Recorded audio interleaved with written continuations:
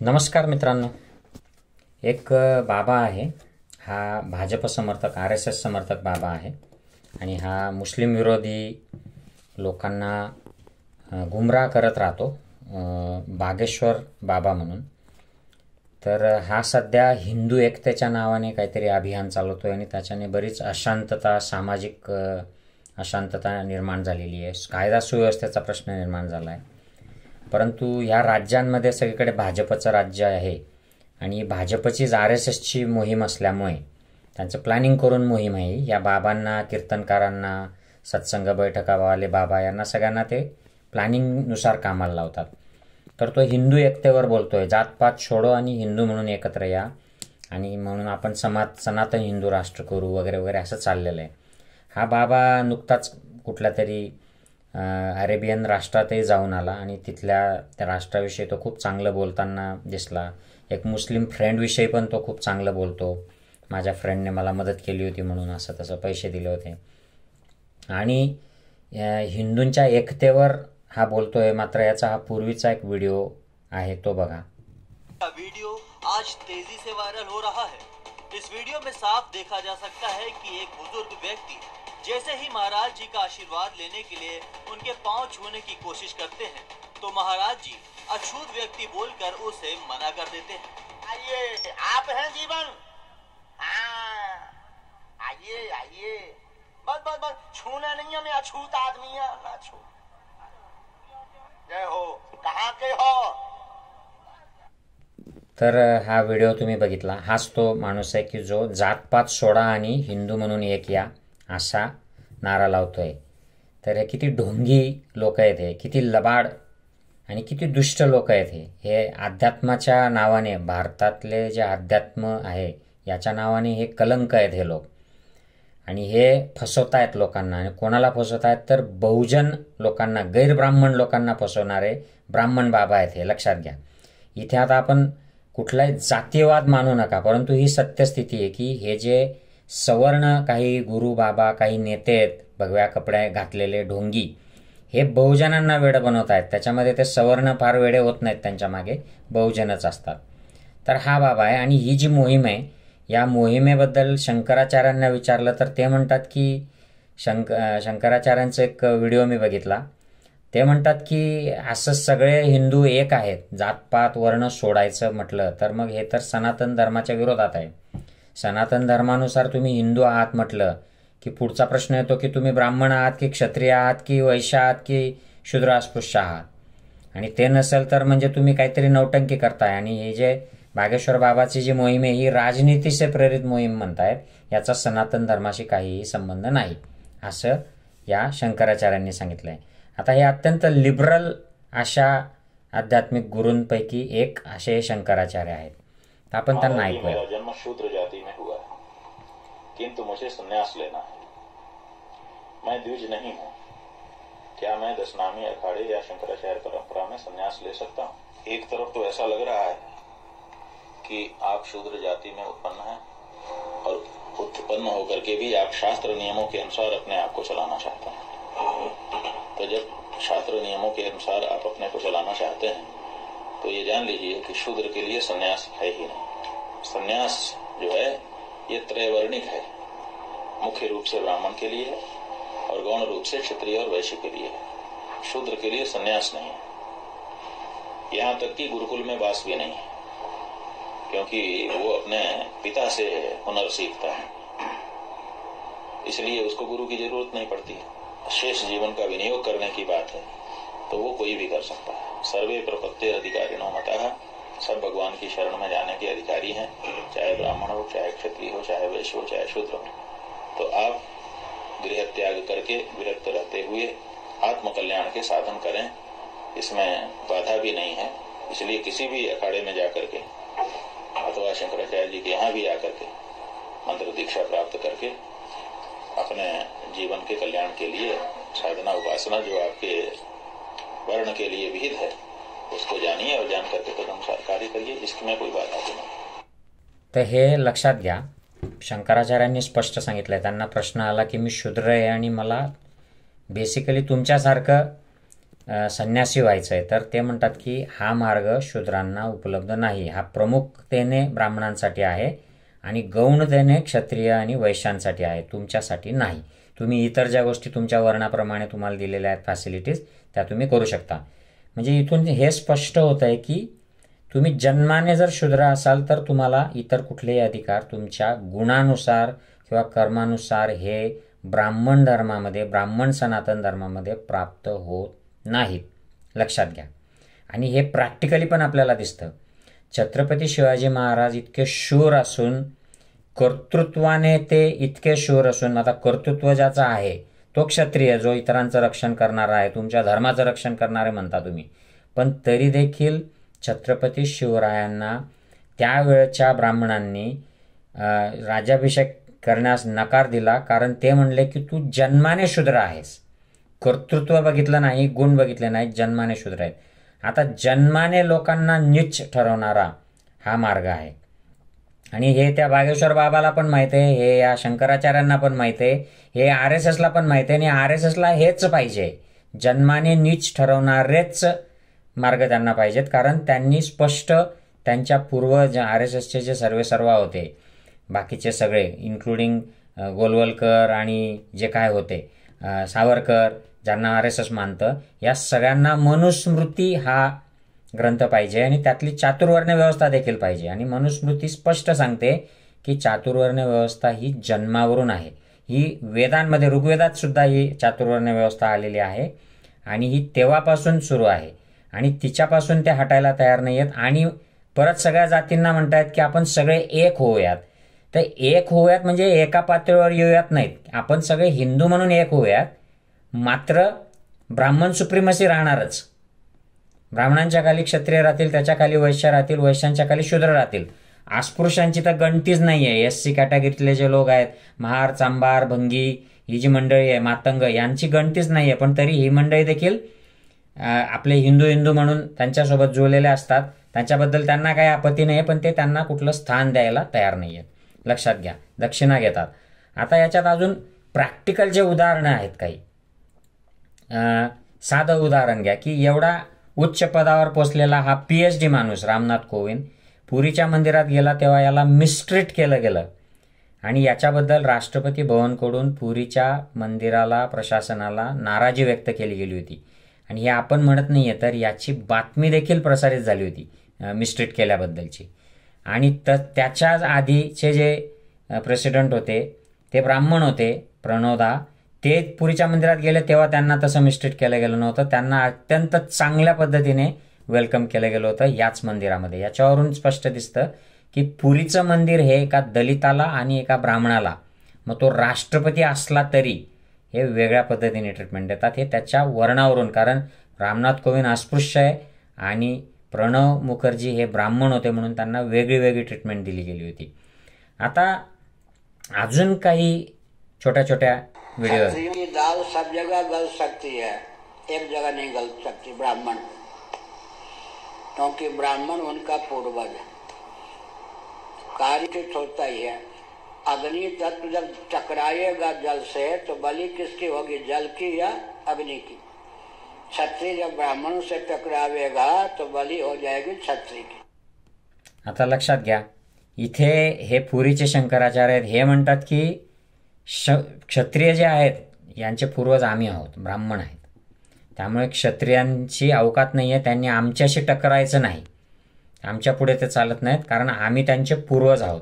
आता ही महाभारतातली आणि वेगवेगळ्या पुराणांमधली जी बिभत्स कथा ब्राह्मण लेखकांनी लिहिली आहे की 21 वेळा क्षत्रिय पृथ्वी परशुरामाने केली आणि मग ज्या क्षत्राण्या उरल्या होत्या त्यांनी ब्राह्मणांची विनंती केली की तुम्ही आमच्याशी संभोग करा आणि आम्हाला मुलं पैदा करा, आणि त्यातून राजपूत आणि क्षत्रिय निर्माण झाले. हे आजचा शंकराचार्य देखील हेच म्हणतो. म्हणजे त्यांचा स्टँड बदलायला ते तयार आहेत का ब्राह्मण धर्मातले लोक? नाही. ते म्हणतात की आपण एकत्र येऊ, धर्माच्या नावाखाली एकत्र येऊ, परंतु उच्चनीचता आहे तशीच राहील. जसं वेदांमध्ये सांगितलंय, जसं मनुस्मृतीत सांगितलंय, जसं रामायण महाभारत पुराणांमध्ये सांगितलंय, तसंच आम्ही पाळू. फक्त तुम्ही हिंदू नावाने एकत्र या, जेणेकरून भाजपला सत्ता मिळत राहील. तर हा त्यांचा हे आहे. आता अजून त्याच्यावरचा एक मत बघा, हे तुम्हाला संयुक्त परिवार तुम्हाला मी हा जो व्हिडिओ आहे हा पूर्ण ऐकवतो। शासन हो या नवीन पटनायक का शासन हो, इतना हजार लेना चाहिए। दुष्परिणाम क्या तो बढ़िया परिणाम है। और मोदी जी की पार्टी उत्तराखंड की सरकार से पुरस्कार लेना चाहिए, उड़ीसा की सरकार से पुरस्कार लेना चाहिए। दुष्परिणाम क्या बढ़िया, शिक्षा कहा जाए रुपये से। हाँ, तो इसका अर्थ क्या है, बुद्धिपूर्वक या धोखे से, प्रश्न ये उठता है। प्राय बुद्धिपूर्वक करते हैं। और एक और विचित्र बात है, महानगरों में तो व्यक्ति जाति छिपा के रहते हैं बहुत से लोग।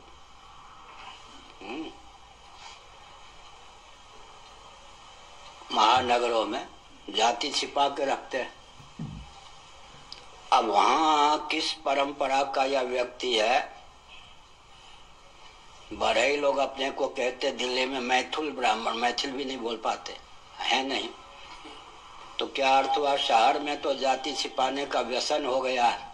अब शहर में जो रहते हैं उन्होंने बुद्धिपूर्वक, मानो ब्राह्मण है तो ब्राह्मण की बेटी से शादी की, लेकिन वो ब्राह्मण की बेटी जिसको समझते हो सचमुच में ब्राह्मण की बेटी है भी या नहीं क्या पता।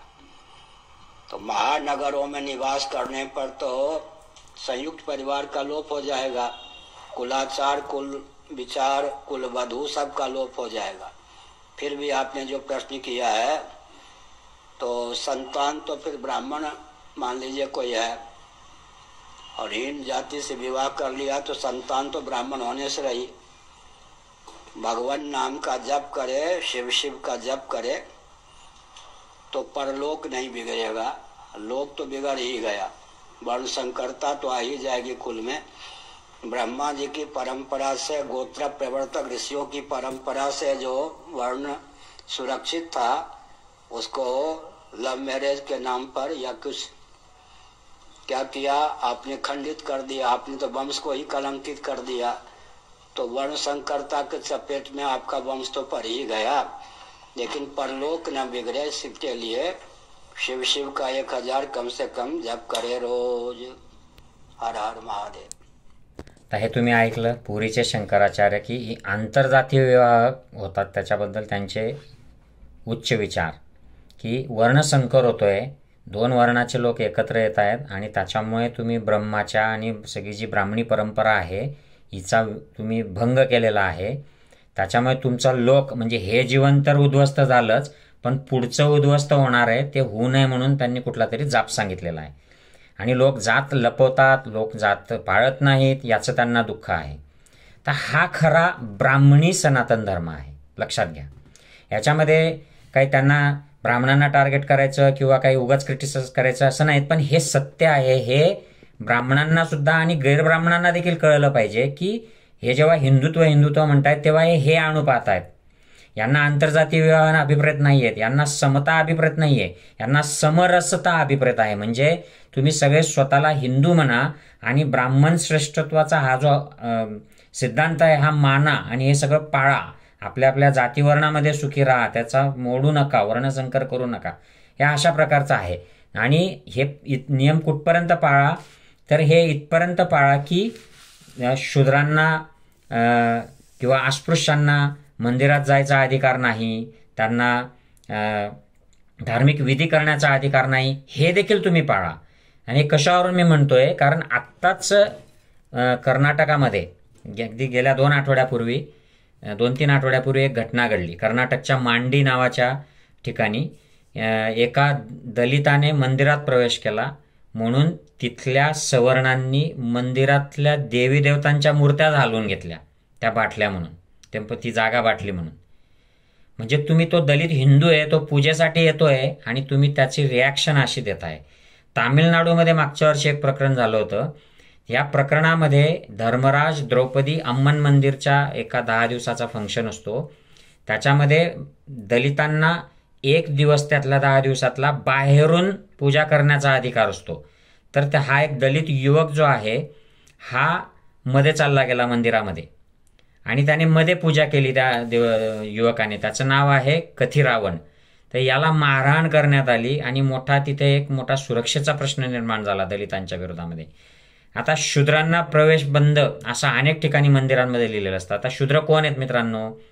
तर वैश्य आणि ब्राह्मण सोडून उरलेले शूद्र आहेत, जे स्वतःला क्षत्रिय समजतात. नवक्षत्रिय राजपूत लोक ते समजा ठीक आहे, ते क्षत्रिय असतील, ते नवक्षत्रिय आहेत.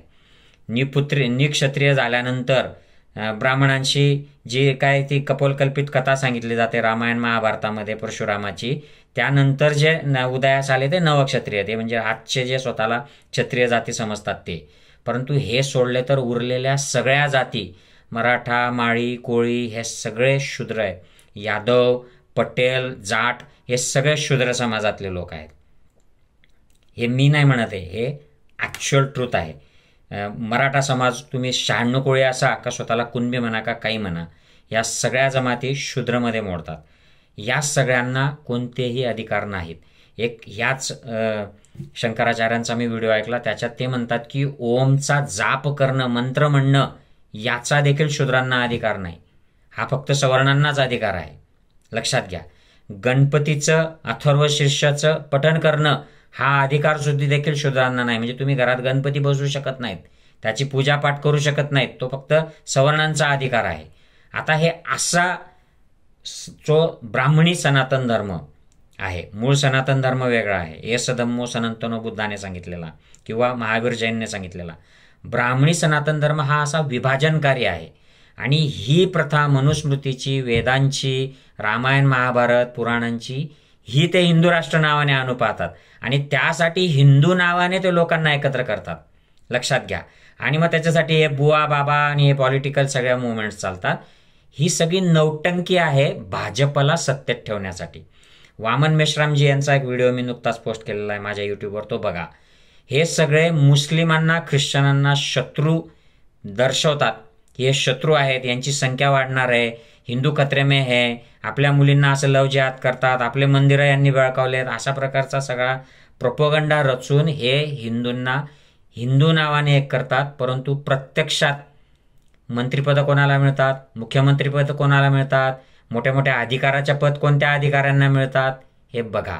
म्हणून जेव्हा राहुल गांधी आणि इतर जे लोक आहेत हे जातीय जनगणनेचा अनाऊन्स करतात की आम्ही ही मिळूच, त्यावेळेला हिंदूंमधील बहुजन लोकांची दिशाभूल करण्यासाठी या प्रकारचे बुवा बाबा सोडले जातात की तुम्ही हिंदूंना जातपात छोडो और एक हो जाओ हिंदू के नाम पे, या नावाने मोर्चे चालवा, जेणेकरून जातीय जनगणना हा मुद्दा मागे पडेल आणि मग आपण जनगणना जातीनिहाय न करता तशीच घुसळू आणि यांचा मुद्दा मागे पडेल.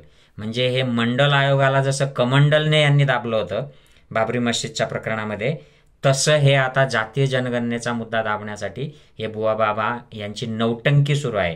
हे नाटकी बुवा बाबा आहेत, यांचा अध्यात्माशी काहीही संबंध नाही, न यांचा मूळ सनातन धर्माशी काही संबंध आहे, न यांचा हिंदूंशी काही संबंध आहेत. हे फक्त ब्राह्मणवादी मनुवादी बाबा आहेत. यांना स्पॉन्सर केलं जातं राजकीयदृष्ट्या, म्हणून यांचे अजेंडे चाललेले आहेत. मला अशी अपेक्षा आहे की बहुजनांनी जागं व्हावं आणि जे सवर्ण स्वतःला समजतात त्यांच्यातल्याही सुज्ञ लोकांनी जागं व्हावं. अशा प्रकारे देश चांगल्या दिशेने जाणार नाहीये, विरुद्ध दिशेने, चुकीच्या दिशेने जाणार आहे. जातीय सलोखा निर्माण होऊन जातीय समता निर्माण झाली तर आपण येणाऱ्या काही दशकांमध्ये प्रोग्रेसिव्ह स्टेट होऊ, डेव्हलप होऊ, नाहीतर मग जुना ब्राह्मणवादी मागासलेला देश आपण होणार आहोत, लक्षात ठेवा. जय हिंद मित्रमैत्रिणींनो.